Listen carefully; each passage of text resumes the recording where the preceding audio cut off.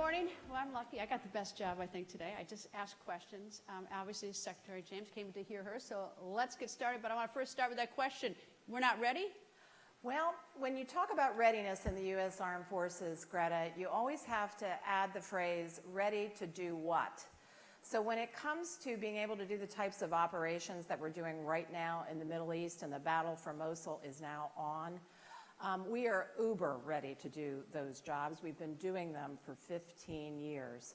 But think about other types of conflicts that we might get into. A conflict that has integrated air defenses up against us. A conflict where we don't necessarily have 100% control of the air. There's where we estimate that about half of our combat air forces are not sufficiently ready for what we call a high-end fight.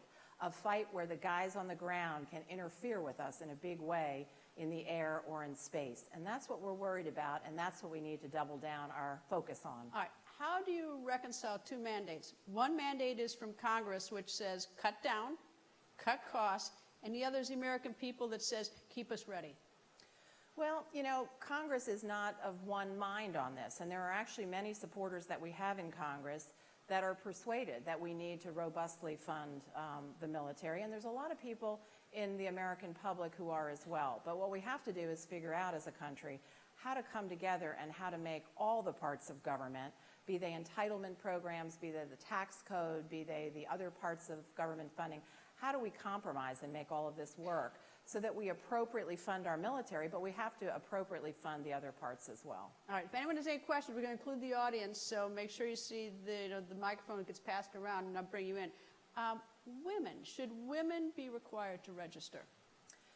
That's a debate that's going on right now in Congress, and I suspect when they come back after the elections, we'll get their answer. But I'll give you my personal opinion. I think women should register for the selective service. Just by way of background, you know, we haven't had a draft in this country since the Vietnam War, so it's been a long, long time. But we still have a selective service system where right now today, young men, upon reaching the age of 18, need to register in the system. At the moment, our young women do not. Very recently, we brought down all remaining barriers to women being able to serve in all roles in the armed forces. So now there is equality in the armed forces. A qualified person can compete for any job, be they a man or a woman. And so I think it is time that young women should also register in this database. And of course, it's really fun. The first woman to fly in combat, fighter pilot, Martha McSally is a member of Congress. That's fun. So good for Martha McSally. Excellent. All right. Did you serve? I know you're serving now, but were you in uniform? I have not served in uniform. If you were 18, would you serve? I would seriously consider it, and I'll tell you why. The military is unparalleled, in my opinion, when it comes to educational opportunities. We pay for college. We even have a GI Bill whereby you can pass on the benefit if you don't end up using it to a spouse or to your children down the line. It's unparalleled for training opportunities.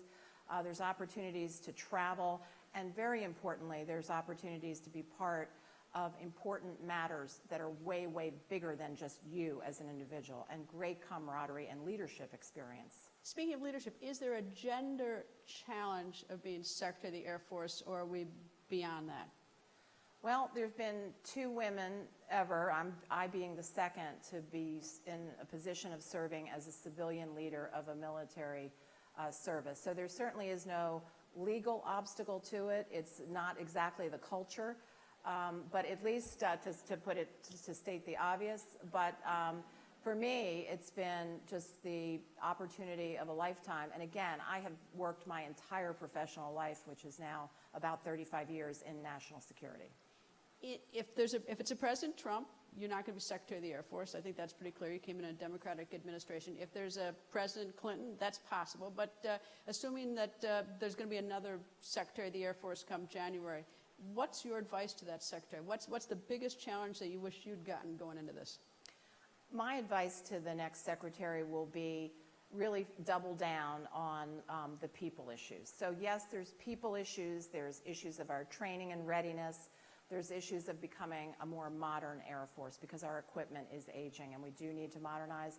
But amongst all of those issues, I think the people issues are frequently the most challenging, the most important. So if you have to give on something, I would look at giving on some of the other areas, but make sure you double down on people. Like how? Are you talking about more money or more services, or what's the element missing on the people issues? We need to make sure that we continue to attract from the widest pool available among the young people across America, so that we continue to get great new young people in our front doors. And then once we have them, we have to develop them so that they have to feel inspired. They have to feel like they want to continue with us, because retention is so important in our Air Force, in our military. We have to make sure there's a culture of dignity and respect for all. We have to continue to fight issues like sexual assault in the military. All of these are part and parcel of the people issues. Proper pay and benefits that are reasonably comparable.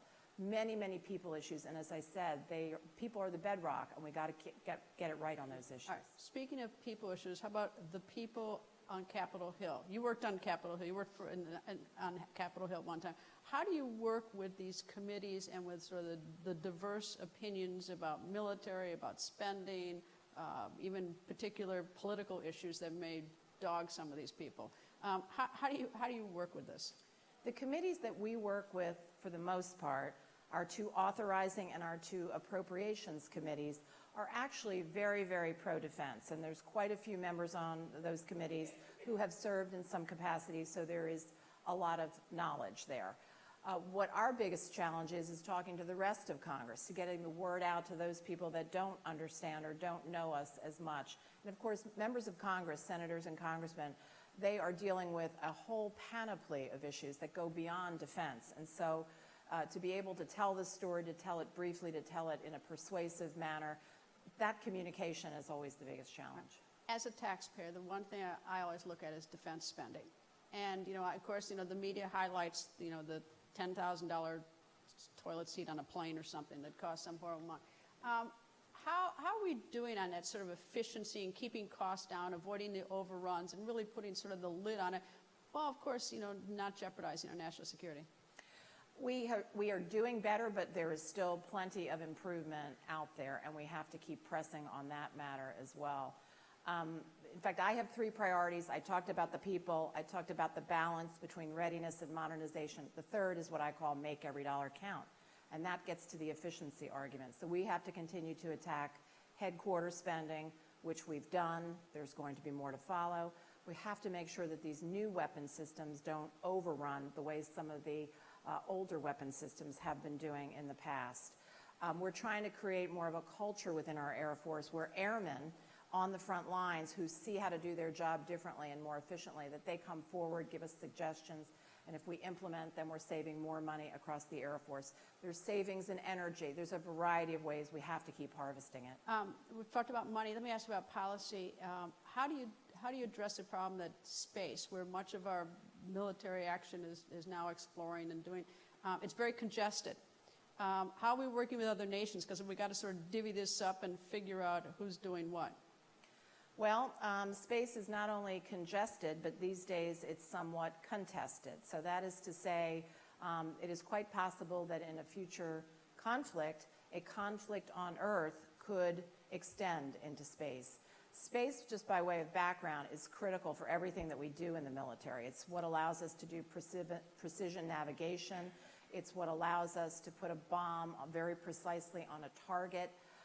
It is hugely important. So it's a potential worry that an adversary could take out satellites in order to deny us the ability to do that precision navigation, as an example. So we have to get our heads around that, and just like every other part of the military, we have to prepare for the eventuality that a conflict could bleed into space. Do you feel we're ready for that? Are we ahead of that? Because there are some nations that are rather rogue nations doing a lot of development in terms of weapons systems. Are we ahead of this, that we don't get get wiped out on something critical? So we're ahead of it to the extent that we have all sorts of tools in our toolbox. Even if something happens in space, our response doesn't have to be in space. Our response could be any number of approaches. So in that regard, I want to assure everybody that we are in good shape, but our technological prowess, others are catching up with us, and it is a worrisome thing. And so as as a leader and a decision maker in government, it's part of my job to call these things out, to make sure that we fund appropriately and that we put the appropriate attention on these matters. Best thing, worst thing about your job? The best thing is the Airmen. Oh, if you could just go out and see what I see. It's all of the fantastic people in the Air Force. We have 660,000 people in our Air Force who are active duty, the part-time National Guard and Reserve, the civilians. They are mostly young and they're doing a magnificent job. You would be very, very proud if you could see some of what I have seen in our Air Force. The worst part is the divisiveness of government. And that, of course, we all know about. It's expensive, but I think it's well worth it. And not to slight the Blue Angels, I love the Blue Angels, but the Thunderbirds, they're expensive, but they bring a lot to the military, don't they? Yes, and expensive is... And we should talk about the Thunderbirds, the ones that race around the F-16 and do the unthinkable things. They don't think it's close to be 18 inches apart wing to wing, by the way. The Thunderbirds are a demonstration aerial team. And so they are able to go out and do air shows, and the number one area where we get leads for new young people who are possibly interested in coming into the Air Force is through the leads that are created at these air shows. So it's a demonstration to the public a little bit about what we do in the Air Force, and it helps to breed excitement amongst our young people. Any off the top of your head numbers, women pilots versus male pilots in the Air Force right now? Very small percentage still of women pilots. All the piloting career fields have been open to women since the 1990s. But still, for whatever set of reasons, we don't have as many women who go out for these career fields. But we have had women who, in combat, we've had women flying with the Thunderbirds. It's coming along. I'm surprised that there aren't more women pilots. It's a small percentage. It's on the order of 10% of pilots. All right, list of planes you've flown in the back seat of. I've had the opportunity to fly with the Thunderbirds, so that's an F-16. I've flown in tankers. I've flown in the U-2, which is an intelligence, surveillance, and reconnaissance aircraft that goes up just to the point, not quite into space, but almost, where you can literally see the curvature of the Earth. So I've seen tankers that are refueling other aircraft in midair. Have you been part of a refueling? That's crazy. I have. That's crazy. I wasn't at the controls. No, that's even crazier, right? Yeah. No offense. But it's exciting, isn't it? Great job. Very exciting. People don't realize it's like, a military career, for so many young people, it's a chance. It's a chance they wouldn't otherwise have. It really is. You're right. Well, I'm sorry we don't have any questions. We have a question? Oh, here we go, right over here. We need a paddle over there. One.